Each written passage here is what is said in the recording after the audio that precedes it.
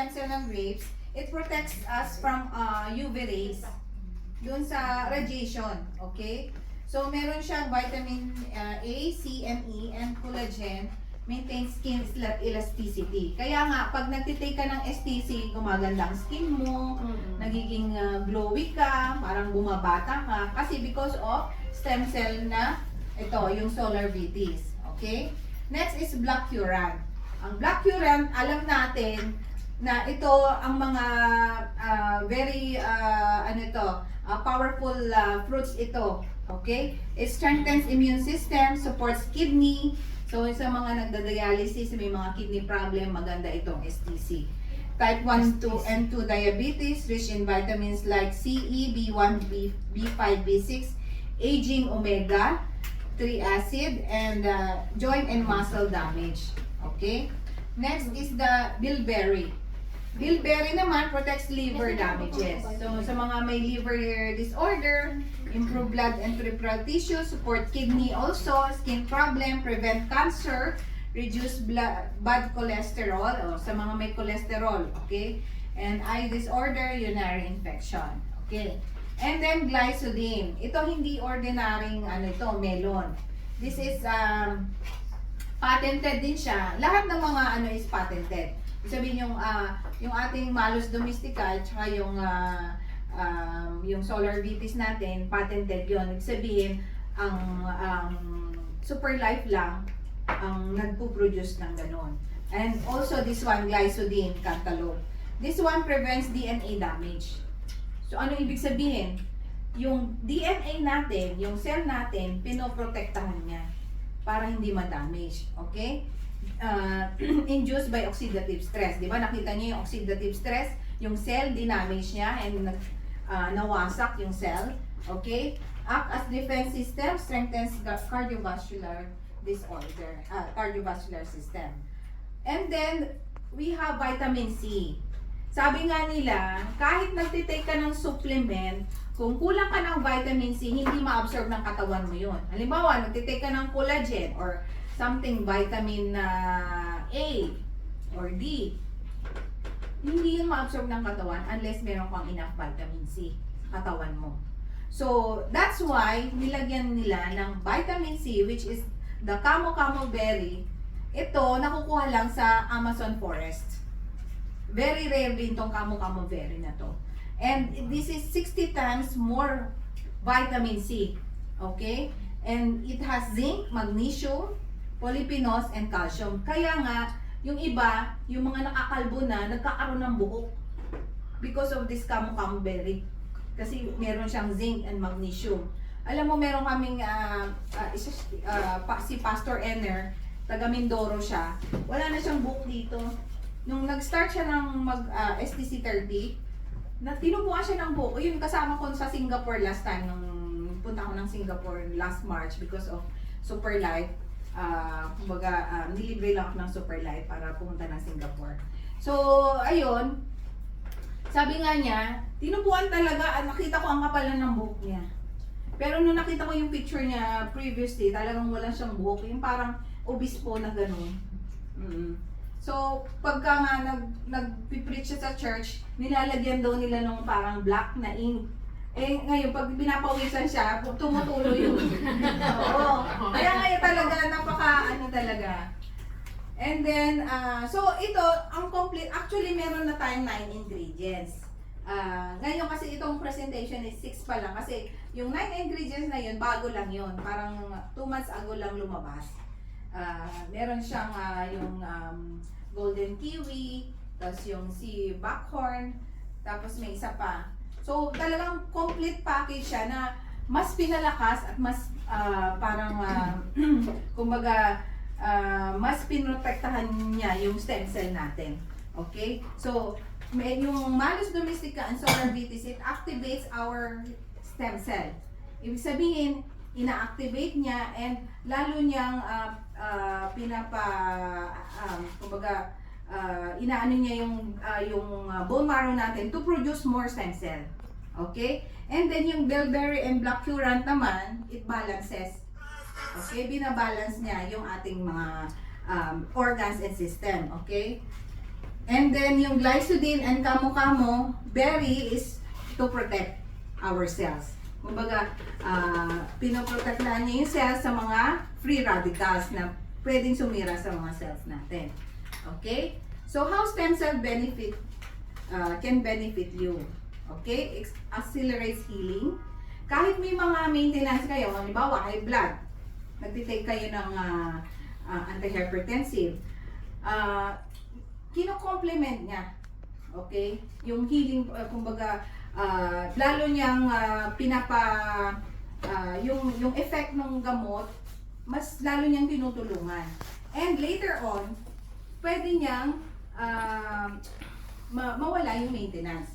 Okay, bakit? Kasi 'di ba, pag umiinom ka ng halimbawa maintenance sa hypertension, ano bang ginagamot nun? 'Di ba, para makontrol yung blood pressure. Pero hindi niya ginagamot kung ano yung cause. Alam niyo ba yung hypertension is not an illness. It is a symptoms. Symptoms siya ng sakit. Bakit ka may hypertension? Baka may bara na yung puso mo. Baka may bara na yung brain. Diba? Kasi yung ugat natin, pag may deposit na yan ng mga cholesterol, syempre, parang tubo, diba? Pag nabarahan ng kalawang, syempre, kailangan niya ng more pressure para dumalo siya, para mag-circulate siya. Diba? Ganun din sa ugat natin. So, pag may deposit na yan ng mga cholesterol, na tumigas na yung mga ugat natin, doon na nagkakaroon ng hypertension. So, ang mga gamot sa hypertension, ginagamot niya yung symptoms, pero yung ugat, kung bakit nagkaroon ng hypertension, hindi niya ginagamot. Kaya halimbawa, marami kang sakit, may sakit ka sa puso, may kidney problem ka. So, bawat sakit mo may gamot. So, padami ng padami yung gamot mo, padami ng padami din ang sakit mo. Kasi, unang-una, yung gamot na iniinom mo, nakakasira sa kidney, nakakasira sa liver. Later on, malalaman mo, ay, may ano na ako, may fatty liver. Ay, may ano na ako sa kidney. Di ba? Kaya nga, yung mga pasyente na umiinom ng gamot, sasabihin ng doktor, okay, bumalik ka after 3 months kasi may blood test ka. Bakit? Tinitingnan nila kung naapektuhan na ang liver mo. Diba? At saka, bago kayo uminom ng gamot, kailangan tingnan niyo yung insert. Di ba may insert na papel? Nakalagay doon, side effect. Mababasa mo doon kung ano yung side effect. Usually, nakalagay yung kidney, nephrotoxicity. Ibig sabihin ng nephrotoxicity, toxic siya sa kidney. Pag sa liver naman, liver toxicity. Diba? So, yun. Dapat maging aware kayo. Huwag kayong basta-basta umiinom ng gamot. Kahit yung pinapahid sa mukha o yung nilalagay sa kilikili. Diba? Kasi may mga ano yan, may mga content yan na hindi healthy sa atin. Kasi alam nyo ba, ang skin is one of the organs of the body. Lahat ng nilalagay mo dyan, pumapasok sa bloodstream mo rin. Kaya kahit yung mga pain reliever, na akala mo, ay, wala, sa balat lang naman yan. No. That is also detrimental for your liver and kidney. Bakit? Sasalain pa rin yan. Dadaan yan sa bloodstream mo. So, kahit na sabihin mo na, ay, ano, pampaputi lang to ng skin. No. You have to know what is the ingredients. Baka meron yung mercury. Meron yung nabalita na yung gori ba yun? Gori, may mercury pala yun. Na merong naglagay sa kilikili, na parang namaga ang kilikili niya ng ate na nagkaroon siya ng something. Sabi ko, kahit skin lang yan, that is hindi yan safe din na gamitin unless plant-based yan, organic. Kaya nga, di ba, mahal ang organic? Kasi nga, inaano nila yan, pinag-aaralan nila mabuti at yung paggawa niyan, hindi basta-basta.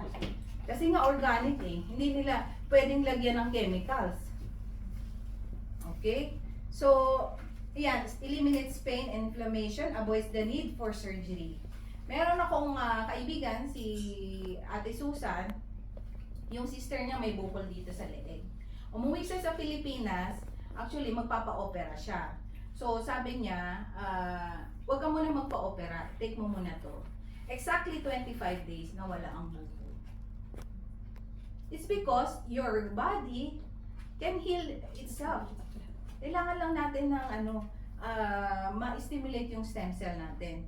Enhances collagen production, decrease nerve damage, and less invasive, of course. So, ayan yung mga sakit na ginagamot ng Actually, all illnesses can, pwedeng gamutin ng STC, ng stem cell therapy. So, ayan yung mga FDA approved tayo. At saka, sa box, walang nakalagay na no approved therapeutic claims. Why? Because STC30 is not just supplement, it is a bionutrition product, plus it is a therapy. Okay? Gamot siya. Actually, hindi medicine, but it's a therapy. Okay? So, ito yung ating CEO, si Kian. Naging top 4 best direct selling company ang Superlife. That was in 2022. Okay? Kasi during COVID, marami ding natulungan. And then, one of the, nabigyan din siya ng International Business Award. Ayan, yung mga award. Best Healthcare Supplement Direct Selling Company. Ayan. Okay, yung mga certificate. Hindi ko na isa-isahin. And we have the insurance. Na pagka, halimbawa, nag-take ka at namatay ka because of STC30, may makukuha kang 15 million pesos in equivalent. Okay? Pero, so far, since 2017, wala pa namang nag-claim. Actually, may nag-try na. Uminom ng 5 boxes of STC30. Ano siya, Indonesian.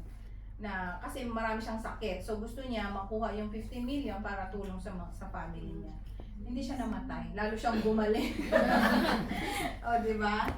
Yun, napagaling siya. Ito, ang manufacturing company natin is in Malaysia. Pero ang laboratory is in Switzerland. Okay? So, that is Superlife. Oh, ito yung mga testimony ha. Sorry naman kumakain kayo. Diabetic. Okay? Ito sa mga arthritis. Yan. Ayan, diabetic, nagda-dialysis, merong bara ang puso. Salamat sa STC dahil naging maayos na ang kalusugan ko.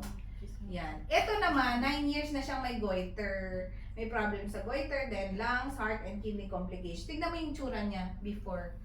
Tapos, after niya mag-STC, ayan o. Nagtiwala ko sa STC na akala ko dati mahal siya, pero mas mahal pala ang magpa-ospital. At ngayon, di na kami lugi sa resulta. Imagine mo, naging juicy ulit si ate. Ayan, sa gout. Psoriasis. Yan. And then, itong hindi nagkaanak. Taga Dubai yan. So, 1 month silang nag-STC30 after a month na buntis si ate. Okay. Ito, dialysis. Okay. Nagda-dialysis. Okay. Sira na yung kidney.